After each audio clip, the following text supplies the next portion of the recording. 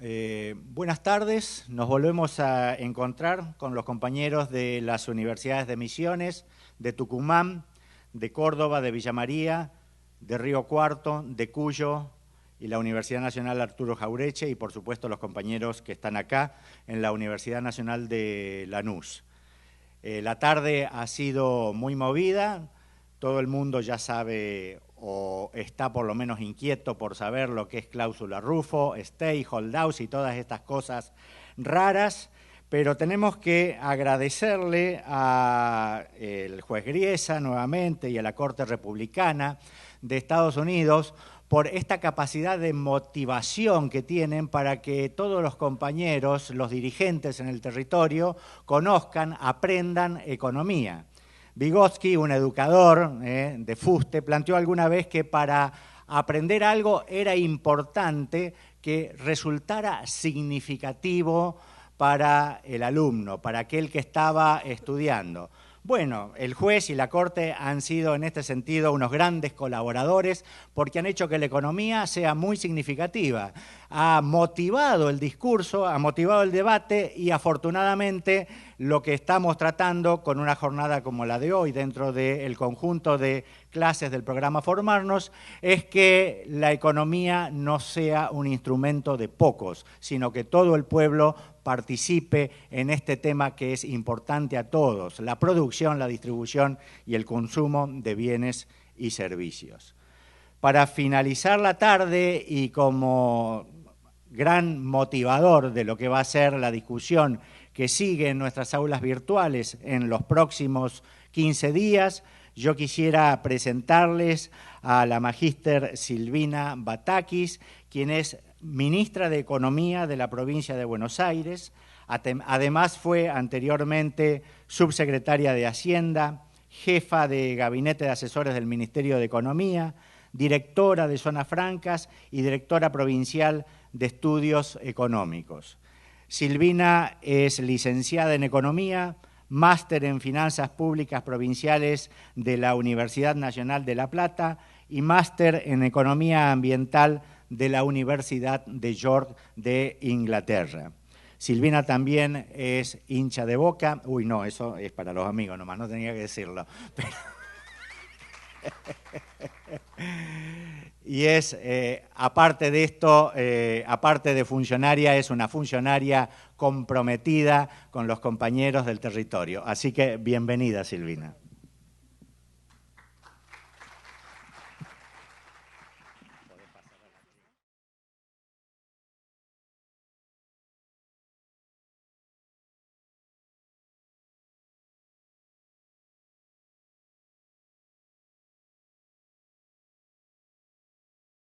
Hola, buenas tardes. Bueno, muchas gracias a todos y sobre todo por la invitación a esta casa de estudios, que la verdad siempre que vengo me quedo asombrada de lo linda que es la universidad y cómo la cuidan los alumnos. Se ve que hay mucho respeto, muchos valores y que la quieren mucho esta casa de estudios. Así que felicitarlos y además que, bueno, el año que viene entiendo que se cumplen 20 años de vida de esta casa, así que alentarlos a que sigan trabajando así y cuidando estos edificios.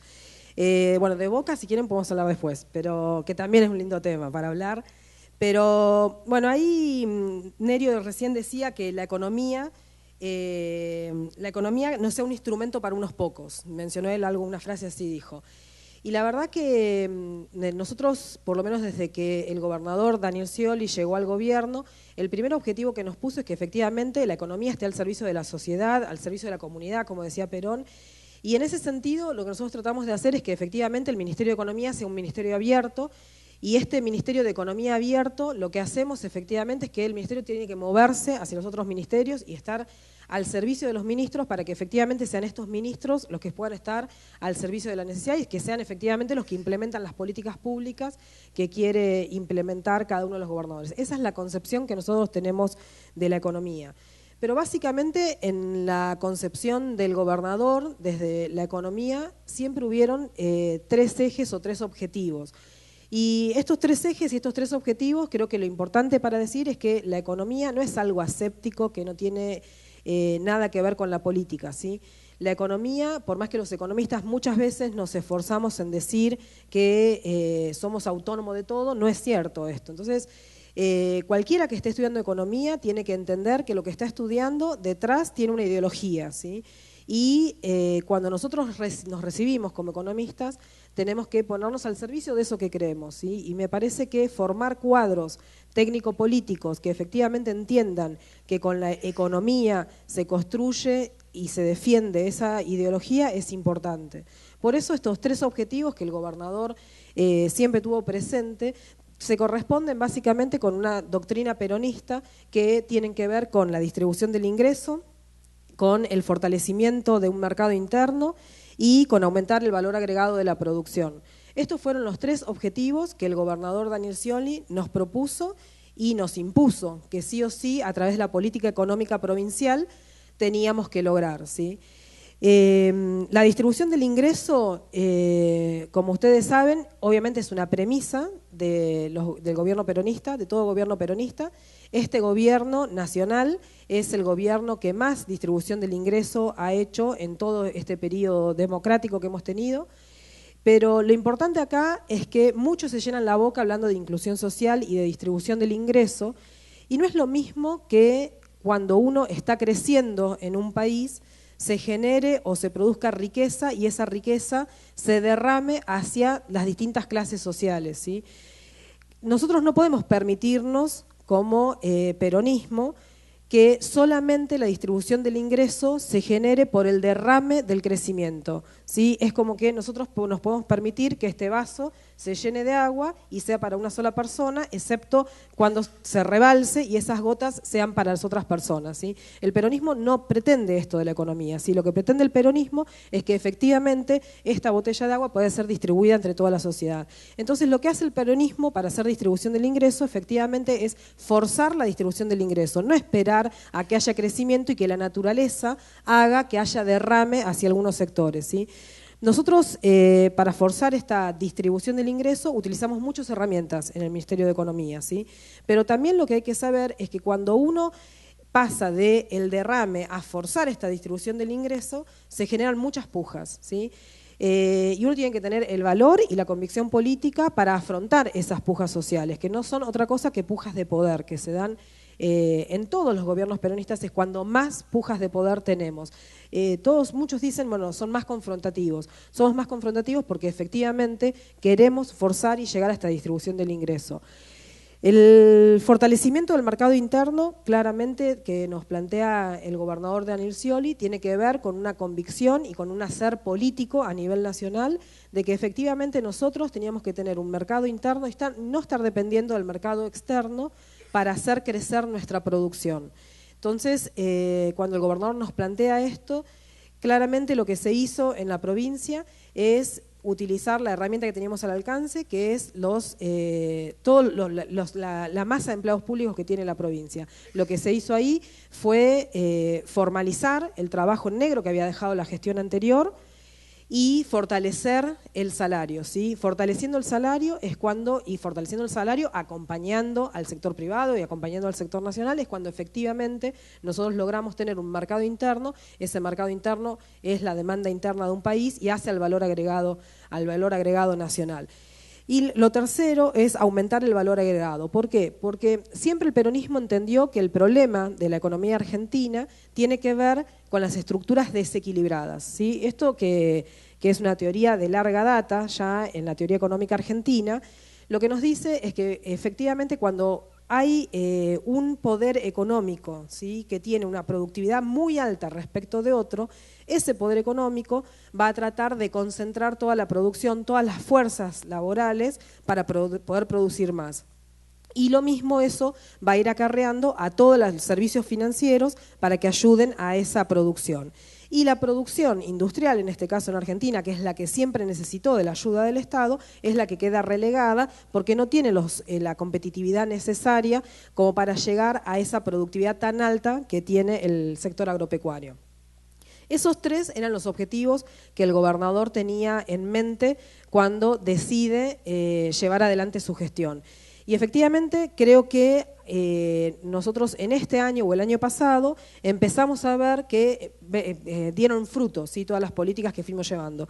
Para cumplir el primer objetivo, que tiene que ver con la distribución del ingreso, Hay muchos elementos, ¿sí? Pero también hay que decir que para cumplir los 3 objetivos siempre hay un contexto económico en el cual se desenvuelven las cosas, y en este contexto económico en particular en el que vivió Argentina, que fue esta década de crecimiento muy fuerte que tuvimos todos los argentinos, también está en un contexto muy particular, que es la particularidad argentina de que somos un país federal. Como ustedes saben, de los 200 países que hay en el mundo, aproximadamente una veintena de países nada más son países federales.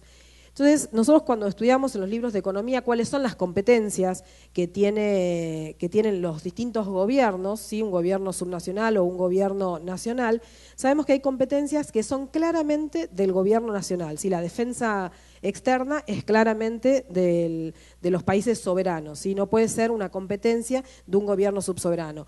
El mercado internacional o la representación a través de nuestras cancillerías, las relaciones bilaterales de un país con otro, necesariamente tienen que ser parte de este gobierno nacional. La distribución del ingreso como política claramente también tiene que ser un objetivo del gobierno nacional, y el gobierno nacional, todos los gobiernos nacionales tienen muchos más instrumentos de los que pueden tener un gobierno subnacional, como puede ser una provincia o un municipio. Pero claramente cuando 2 gobiernos están en sintonía, las políticas, así sean más modestas de parte de una provincia, complementan a las otras. Entonces, respecto a la distribución del ingreso, que es un objetivo a nivel nacional, la provincia de Buenos Aires lo que hizo fue utilizar los 2 instrumentos que tiene para poder fortalecer y para poder propender a esta mayor distribución del ingreso, que son la política tributaria y la política presupuestaria. Dentro de la política tributaria, desde alguna ideología quizás, lo único que se pretende es recaudar ingresos para poder llevar adelante determinados gastos. Nosotros en la provincia entendimos que esto no era así, que desde el ingreso en realidad es cuando uno puede disociar quiénes son los aportantes a las rentas del Estado y quiénes son los que reciben esta renta del Estado. Y nosotros dijimos, los que más tienen que aportar a la renta del Estado son los grupos concentrados, los grupos de poder, los grupos que mayor capacidad económica tienen para hacer ese aporte al Estado. Por eso, habrán visto en varios debates que hemos estado con distintas leyes impositivas, algunas más mediáticas que otras, pero en todas estas ha habido una puja de poder, que es lo que yo decía antes. Y uno tiene que enfrentarse y tener el valor para decir, bueno, llevo adelante esta política porque es la que efectivamente creo que es la justa, ¿sí? Y da muchos dolores de cabeza, muchas afonías de por medio, pero en un gobierno como el nuestro, que creemos y estamos convencidos de que esta distribución del ingreso tiene que llegar, no podíamos dejar de defender tener una política tributaria progresiva. Quizás lo más conocido y lo que más se mediatizó fue el revalúo que se hizo en la provincia de Buenos Aires en el año 2012. Este revalúo hacía 60 años que no se hacía en la provincia y en realidad hasta está mal dicho, ¿sí? Se había hecho una evaluación de la tierra de la provincia de Buenos Aires hace 60 años y nunca se había hecho un revalúo. No es que no se había hecho un revalúo porque nadie había querido hacerlo. Todos los economistas, cuando queremos diseñar políticas públicas, en este caso política tributaria, lo mejor que nos puede pasar es conocer el valor, el precio que tienen las cosas, ¿sí? Porque si no es muy difícil diseñar. Es como ayer en el día con la neblina que había, que no podían aterrizar los aviones, se suspendieron. Si uno no tiene el valor y los precios, no tiene una variable dentro de una ecuación, es muy difícil después de eso establecer una política tributaria. Y es como estar en un avión, en un helicóptero, tratando de aterrizar cuando hay neblina, ¿sí? Entonces, para todos los economistas en realidad es importante determinar una variable fundamental como es el precio de la tierra. Pero en este precio de la tierra había poderes concentrados que no querían revelar cuál era la riqueza en donde estaban parados, ¿sí? Y entre muchos otros motivos por los cuales no querían estos señores revelar cuál era este valor de la tierra, uno de los argumentos era que ellos son federales y que no querían hacer aportes al gobierno nacional a través del impuesto a los bienes personales, porque si nosotros mejorábamos la base imponible o el valor de la tierra, naturalmente se iban a pagar mayores impuestos a nivel nacional. Cosa rara decirse federales y no querer aportar a nivel federal, ¿sí? Estas rentas.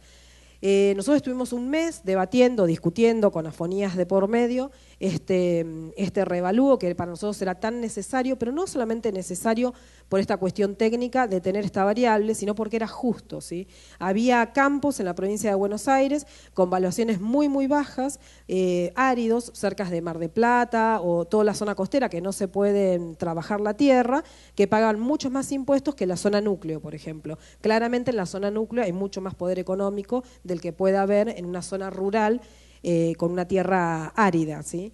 Esta era la gran pelea. Y lo pongo como ejemplo solamente para que ustedes sepan que cuando nosotros diseñamos estas políticas tributarias, efectivamente nos peleamos con grupos de poder. Y esto es lo que tiene que hacer un gobierno peronista, ¿sí? Plantarse y decir, para llegar a la distribución que quiero hacer, tengo que hacer esta política tributaria. Así como esa, que fue la más mediática, por supuesto también hemos rediseñado toda la estructura tributaria de la provincia de Buenos Aires, que muchas veces se nos dice que no es una estructura tributaria progresiva, y la verdad que eso, yo siempre digo, falta mucho análisis. Hay gente que no es analítica respecto de esto, o también, obviamente, puede ser que tengan la mala intención y no quieran leer lo que hizo la provincia de Buenos Aires.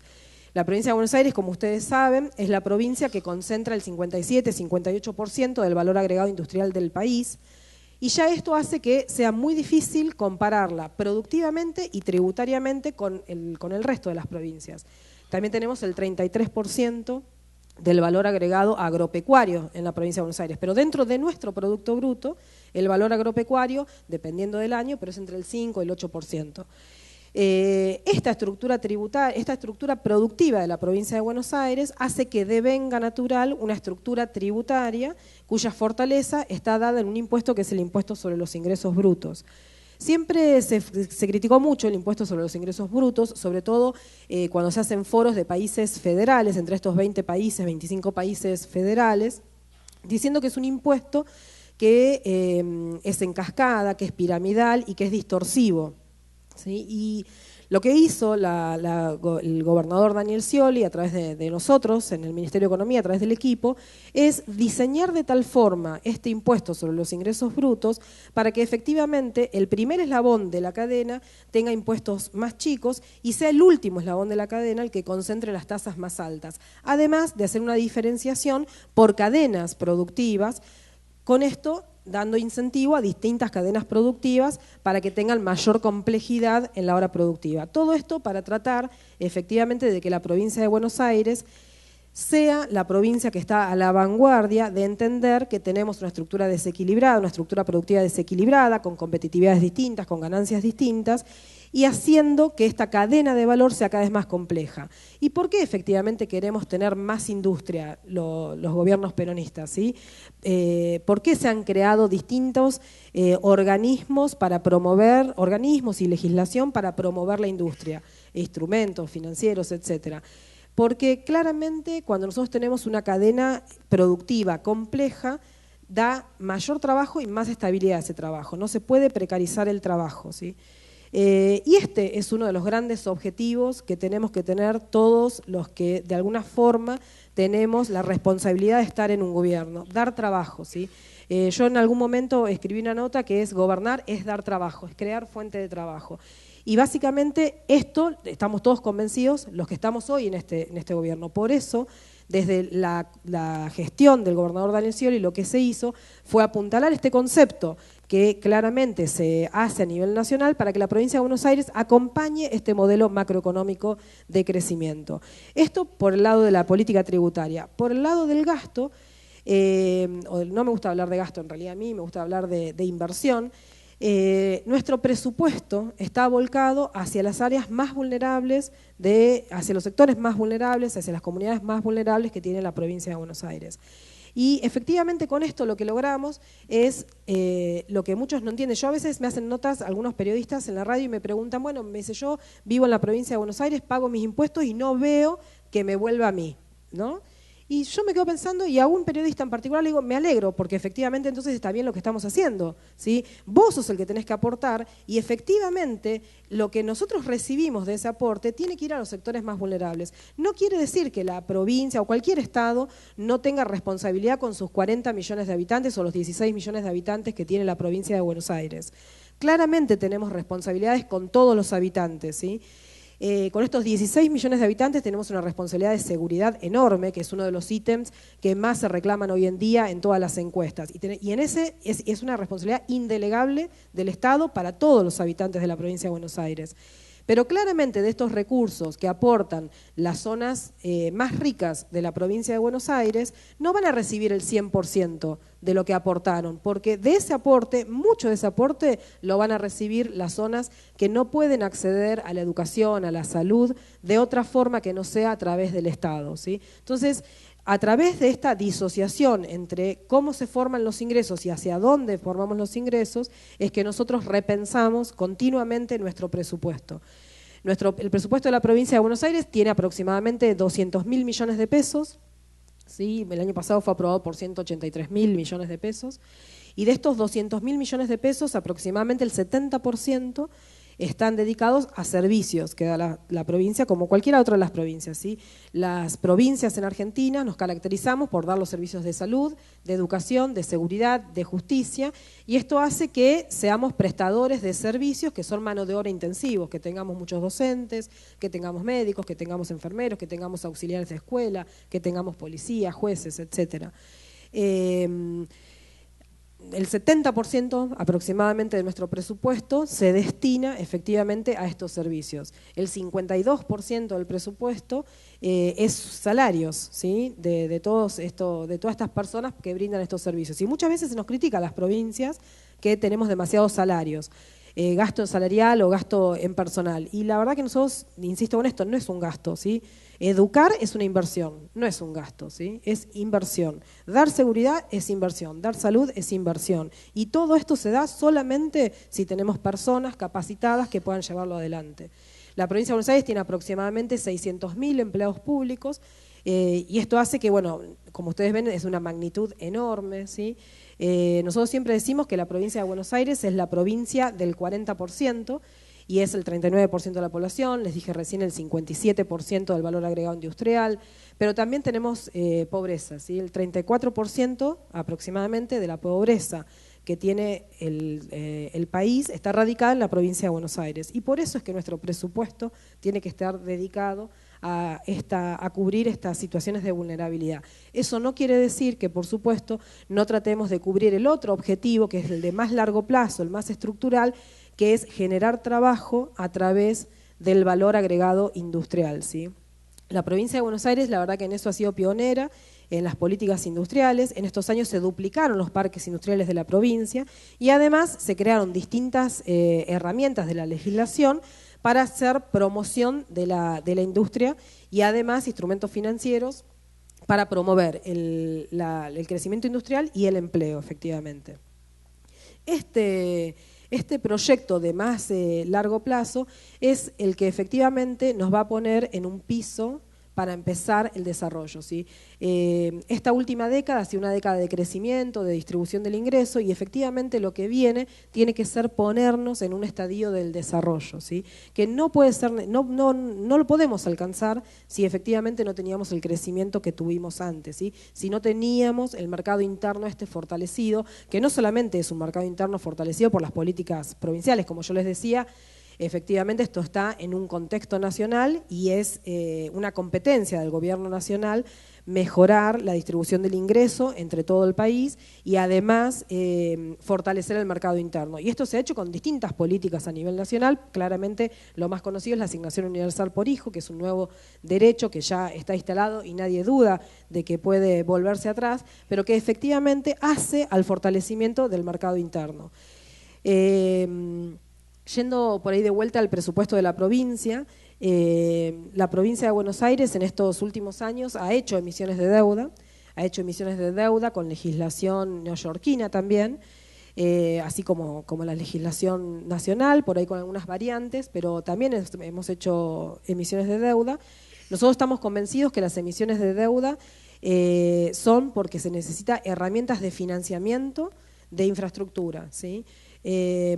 Nosotros en la Ciudad de La Plata, por ejemplo, tenemos una obra muy grande que es la planta potabilizadora de agua de la Ciudad de La Plata, que tiene 60 años de vida, ¿sí? Esta planta, la verdad que ya está para tirarla abajo y construirla toda de vuelta, y uno no puede encarar obras de infraestructura que van a tener una utilidad que genera beneficios a distintas generaciones, como pueden ser en 60 años, a través de la carga tributaria a esta generación nada más, ¿sí? Nosotros estamos convencidos de que si la utilidad de ese tamaño de envergadura, esa infraestructura que se va a hacer, va a tener una utilidad que se distribuye en 60 años, la carga de ese financiamiento tiene que ser distribuida en esas generaciones, ¿sí? Por eso nosotros estamos convencidos de la necesidad de tener instrumentos de financiamiento. Claramente Argentina ha pasado por procesos de endeudamiento que no fueron destinados a infraestructura, ¿sí? Y eso nos puso en un lugar de mucha vulnerabilidad como Argentina. Y este gobierno nacional, como una vez dijo la presidenta, somos pagadores seriales, fue el gobierno que efectivamente redujo muchísimo la carga de deuda respecto de los ingresos o respecto del Producto Bruto del país. Argentina debe ser uno de los países con menor deuda sobre su Producto Bruto del mundo, ¿sí? Y lo mismo la provincia de Buenos Aires. Países como Inglaterra superan el 100% de su Producto Bruto en deuda, ¿sí? La provincia de Buenos Aires tiene solo el 8% de deuda respecto del Producto Bruto, por ejemplo. Y Argentina un poquito más, pero los guarismos son similares. ¿Y por qué también esto es importante, que se haya dado este proceso de desendeudamiento? Porque efectivamente tanta deuda tampoco nos dejaba crecer. Nuestro gobernador cuando él se dedicaba al sector empresario, dice la deuda no te deja planificar. Y efectivamente, porque uno está preocupado en que tiene que pagar las cuotas y no puede planificar, ¿sí? Entonces, tener una sustentabilidad en el manejo de deuda es súper importante en los presupuestos provinciales, en el manejo o la planificación de un Estado, ¿sí? Nacional, provincial, lo que fuese.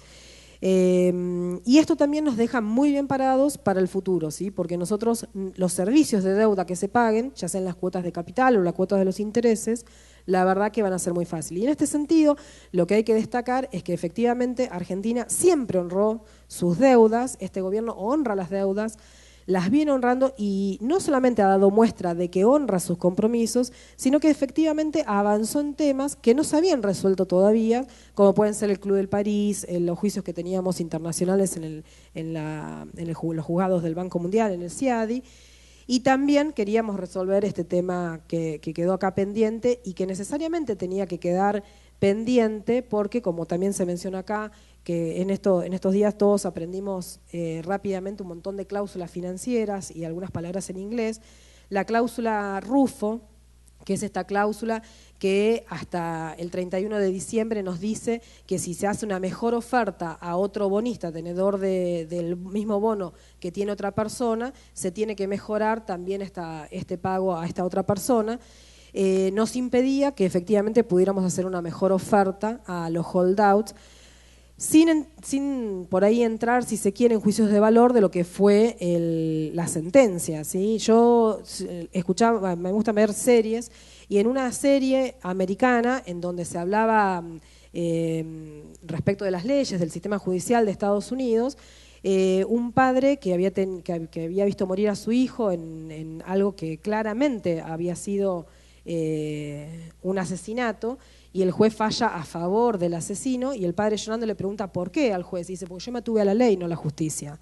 Y la verdad que me parece que en este caso el juez Griesa hizo eso, o sea, tuvo una ley neoyorquina sin pensar que había leyes soberanas de un país como es Argentina, es un país soberano, no es una provincia ni un estado minúsculo de Estados Unidos, y no se atuvo a la justicia. La justicia, hoy leía algo de Stiglitz también, y Stiglitz decía no se tuvieron en cuenta las leyes económicas, ¿sí? Por ahí son leyes tácitas, pero son leyes, ¿sí? En Argentina debe ser uno de los pocos países del mundo en donde la Corte Suprema de Justicia incorpora en el análisis y tiene un departamento creado para ello, los impactos económicos que tienen las leyes, ¿sí? En esto, la verdad que la justicia norteamericana tiene un atraso importante. Y el juez neoyorquino, además, que es muy viejo, se ve que nunca se enteró de que hay leyes económicas, leyes financieras y que hay un país, ¿sí?, que tiene leyes y que las tiene que cumplir también. Así que bueno, en ese sentido, la verdad que creo que también, como dijo el gobernador, Argentina va a ser un servidor, ¿sí?, a nivel mundial, dando su experiencia al mundo, ¿sí?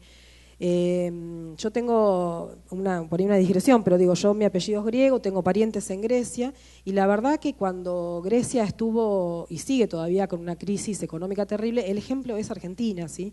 Y justo hace unas semanas vino una prima de Grecia, que hoy estuvo almorzando conmigo, y me decía, mi papá me preguntaba por cómo estaba el default y qué vamos a hacer, porque allá quieren hacer lo mismo, ¿sí?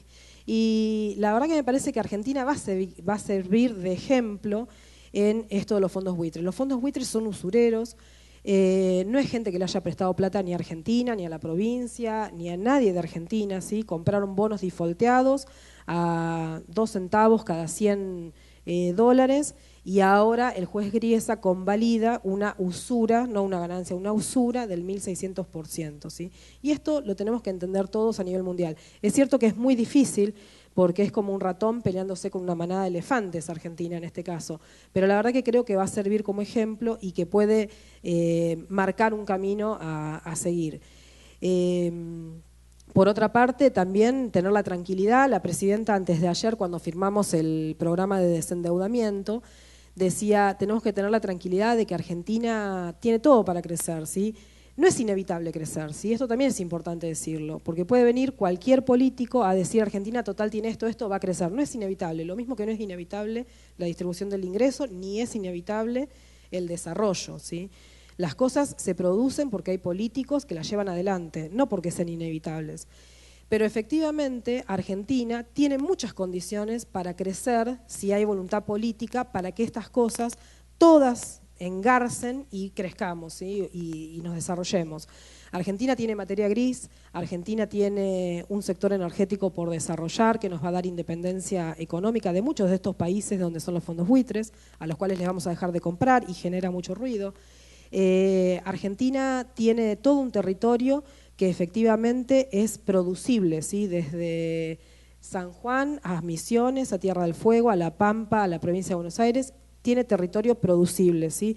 Tenemos para producir todo lo que nosotros querramos producir y tenemos mucha materia gris, mucha de la que se están formando acá y en las universidades que están en este programa.